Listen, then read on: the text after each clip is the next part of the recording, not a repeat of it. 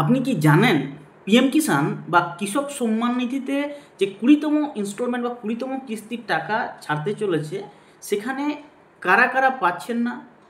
গতবার পেয়েছেন, অথচ এইবারে আপনি হয়তো সেই বাদ পড়ে যাওয়া লিস্টের মধ্যে থাকতে পারেন।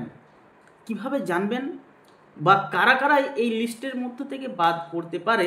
টাকা পাওয়ার যে লিস্ট আছে সেখান থেকে যাদের পিএফএমএস রিজেক্ট আছে, অর্থাৎ ডিবিটি লিঙ্ক যাদের নেই, ডিবিটি এনাবেল নেই, ডিবিটি লিঙ্কটা কেটে গেছে, আপনারা তো এই 20তম কিস্তির টাকা পাচ্ছেন না এইবারে।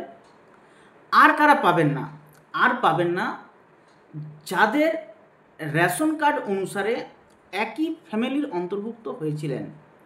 যদি আপনারা আপনাদের স্ট্যাটাসটা দেখেছেন তাহলে দেখতে পাবেন যে এফটিও জেনারেট তো সমস্ত যে প্রসেস সেটা হয়ে গেছে, পেমেন্ট মোড এখন আন্ডার প্রসেসের মধ্যে রয়েছে, কিন্তু অনেকেরই এফটিও জেনারেট হয়নি, পেমেন্ট মোডের জায়গায় কিছু আসেনি, ব্ল্যাঙ্ক এসেছে। তারা কি করবেন?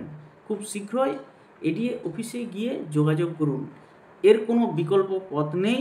আপনি খুব শীঘ্রই আপনার স্ট্যাটাসটা দেখে যদি দেখেন যে আপনার এইবারের কিস্তিটা 20তম কিস্তির যে ইনস্টলমেন্টের সেই জায়গাটা আপনার ব্ল্যাঙ্ক আছে, কোনো কিছুই জেনারেট হয়নি, খুব শীঘ্রই আপনি আপনার এডিএ অফিসে গিয়ে যোগাযোগ করুন।